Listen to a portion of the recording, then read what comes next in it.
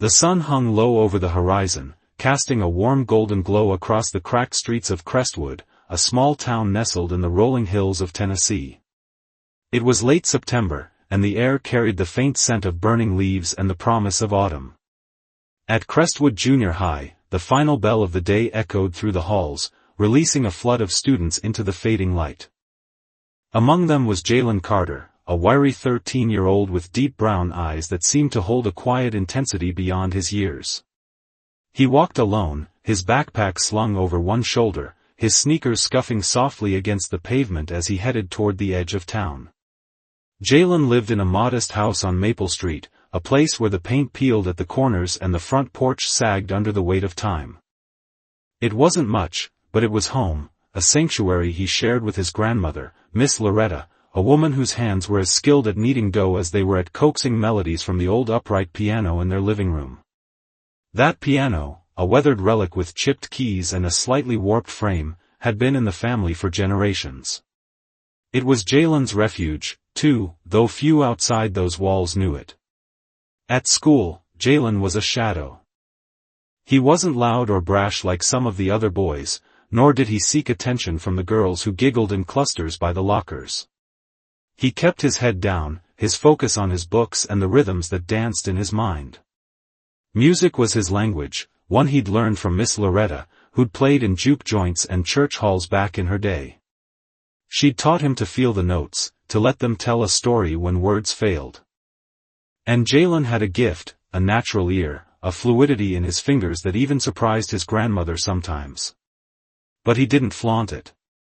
In Crestwood, standing out could be a liability, especially for a black kid like him. The classroom was where Jalen's invisibility felt most pronounced.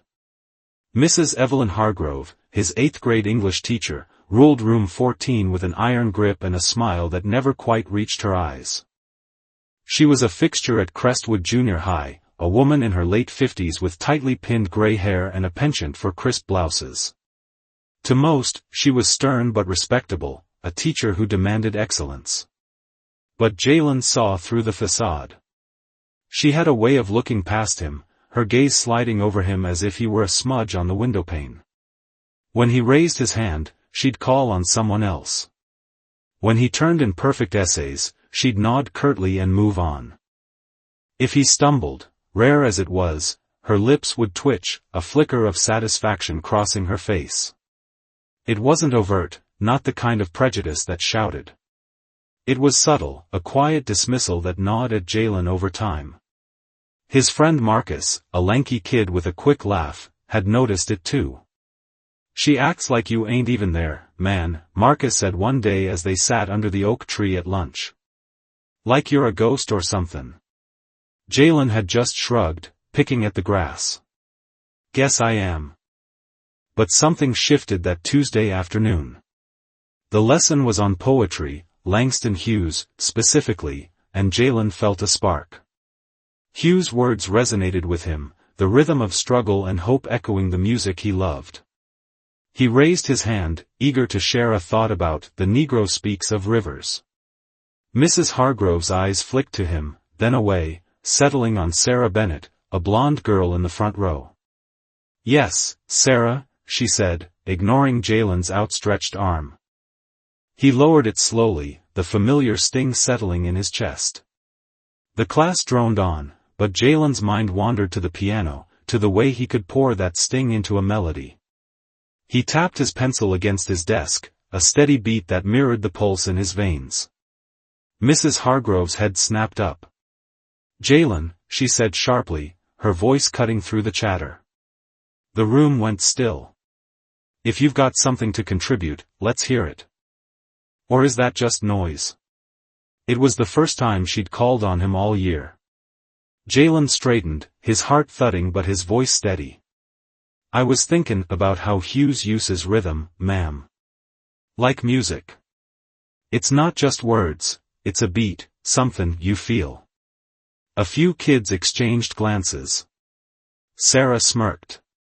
Mrs. Hargrove tilted her head, her expression unreadable. "Interesting," she said, her tone clipped. "Not quite the analysis I was looking for, but adequate." The bell rang soon after, and Jalen packed up, ready to escape. But as he reached the door, Mrs. Hargrove's voice stopped him. "Jalen, a moment." He turned, wary. She stood at her desk, arms crossed, her eyes narrowing slightly. "I heard you mention music," she said. "Your grandmother, I assume? She used to play, didn't she?" Jalen nodded slowly. "Yes, ma'am. Piano." He didn't elaborate. Miss Loretta's past wasn't a secret in Crestwood. She'd been a local legend before arthritis slowed her down, but something in Mrs. Hargrove's tone set him on edge. Her lips curved, a smile that didn't feel kind. "Fascinating. I suppose talent like that runs in the family?" Jalen hesitated. "I play a little," he said, keeping it vague. Her eyes gleamed. "Good. Tomorrow, we're having a special assembly. Parents, faculty, the whole town. I think it'd be enlightening for you to perform. Show us what you've got." The words hung heavy. Jalen's stomach tightened. This wasn't an invitation, it was a trap. He could see it in the way she leaned forward, the faint challenge in her stare. She didn't think he could do it. She wanted him to falter, to prove some unspoken point in front of everyone. "Why?" he asked, his voice quiet but firm. "Why not?" she replied, her smile widening. "You said it yourself, music's a feeling. Let's see if you can make us feel it." She waved a hand, dismissing him. "Be ready." That night, Jalen sat at the piano in the dim light of the living room, his fingers hovering over the keys. Miss Loretta watched from her armchair, her knitting needles paused. "What's eatin' you, baby?" she asked, her voice soft but knowing. He told her everything, the classroom, Mrs. Hargrove, the assembly. She listened, her face tightening. "That woman's got no business puttin' you on the spot like that," she said. "But you know what? You got something she don't expect. You play from here." She tapped her chest. "And that's something she can't take away." Jalen nodded, but doubt gnawed at him. The assembly wasn't just a stage, it was a battlefield. Mrs. Hargrove wanted him to fail, to stumble under the weight of her expectations. But as he pressed his fingers to the keys, a slow, soulful melody spilling out, he felt the spark ignite. He wouldn't just play. He'd show them all. The next morning, Crestwood Junior High buzzed with an energy Jalen hadn't felt before. The assembly was scheduled for noon in the gymnasium, a cavernous space with creaky bleachers and a stage at one end. Word had spread fast, Mrs. Hargrove had made sure of it. She'd framed it as a cultural showcase, a chance for students to share their talents with the community. But Jalen knew better. This wasn't about celebration. It was about exposure. He arrived early, his hands shoved deep into his pockets as he navigated the crowded halls. Kids whispered as he passed, some curious, others smirking. Marcus caught up with him near the water fountain, his eyes wide. "You really gonna play, man? In front of everybody?" Jalen nodded, his jaw tight. Didn't have much choice. The gym was already filling up by the time Jalen slipped inside. Parents chatted in clusters, teachers milled about, and the air hummed with anticipation. At the center of the stage sat an old grand piano, its black lacquer dulled by years of neglect. It wasn't as familiar as the upright at home, but Jalen could feel its pull, like a quiet call to arms. He took a seat near the back, watching as Mrs. Hargrove took the microphone. "Good morning, everyone," she began, her voice smooth and commanding. "Today, we're here to celebrate the diverse talents of our students. We have a special treat, Jalen Carter, who's agreed to share his musical gift with us." Her eyes found him in the crowd, and the faintest smirk tugged at her lips. The room turned to look at him, a sea of faces ranging from curious to skeptical. Jalen's pulse quickened, but he kept his expression blank. He'd spent the night practicing, running through pieces he knew by heart, blues, jazz, a little gospel. Miss Loretta had sat with him, her voice steady as she coached him. "Don't just play the notes," she'd said. "Tell em who you are." Now, as he waited for his turn, those words anchored him. The assembly moved slowly. Sarah recited a poem, her voice crisp and rehearsed. A boy named Ethan juggled soccer balls, earning scattered applause. Then Mrs. Hargrove stepped forward again. "And now, Jalen Carter." Her tone was almost too sweet, laced with something Jalen couldn't name but felt in his bones. He stood, the gym falling silent as he crossed to the stage. Whispers rippled through the crowd, some kids snickered, others leaned forward.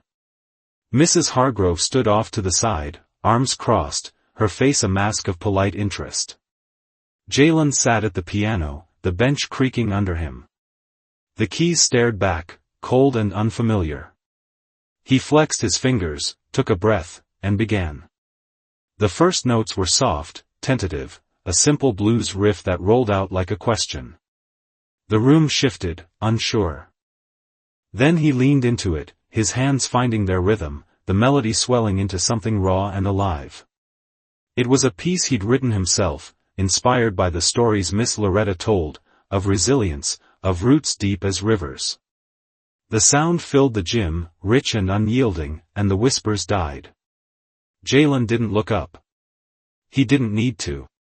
He could feel the change, the way the air thickened, the way the crowd stilled. His fingers danced, weaving pain and pride into every chord. When he finished, the final note hung heavy, then faded. Silence. Then applause, slow at first, then thunderous. He glanced up, catching Marcus grinning, Miss Loretta beaming from the back. And Mrs. Hargrove? Her face was frozen, her mouth slightly open, her eyes wide with something she couldn't hide, shock. The applause faded, but the moment lingered. Jalen slid off the bench, his heart pounding, and returned to his seat without a word. The gym buzzed with murmurs, parents nodding approvingly, kids whispering in awe. Marcus slapped his shoulder. "Man, you killed it." Jalen managed a small smile, but his eyes drifted to Mrs. Hargrove. She recovered quickly, stepping back to the microphone with a tight smile. "Well, that was unexpected," she said, her voice strained. "Thank you, Jalen, for that contribution." She moved on, introducing the next act, but Jalen saw the crack in her armor. She hadn't anticipated this, not his skill, not the crowd's reaction. She'd wanted him to falter, to fit the box she'd built for him. Instead, he'd shattered it. After the assembly, people approached him, teachers he barely knew, parents with kind words. Miss Loretta hugged him tight, her eyes shining. "Told you, baby. You got it in you." But Jalen couldn't shake the weight of Mrs. Hargrove's gaze, the way it followed him as he left the gym. She didn't speak to him again that day, but he knew this wasn't over. Back in class the next week, the dynamic had shifted. Kids who'd ignored him now nodded in the halls. Marcus dubbed him Piano Man, and even Sarah stopped smirking. Mrs. Hargrove, though, doubled down. She called on him more, her questions sharper, her tone colder. "Let's see if your brain's as quick as your fingers," she said once, her eyes glinting. Jalen met every challenge, his answers precise, his calm unshaken. Then came the twist. A letter arrived at home, a scholarship offer from a music academy in Nashville, prompted by a recording of his assembly performance someone had sent in. Jalen stared at it, disbelief warring with pride. Miss Loretta cried, clutching his hand. "This is your river, Jalen. You flow where it takes you." Months later, Jalen stood on the academy stage, the spotlight warm against his skin. The audience was larger, the piano grander, but the feeling was the same: freedom, power, truth. He played a new piece, one that wove his past into his future, and the crowd rose to their feet. Back in Crestwood, whispers of his success reached Mrs. Hargrove. She never spoke of it, but Jalen didn't need her to. He'd turned her mockery into a stepping stone, and the music carried him far beyond her reach.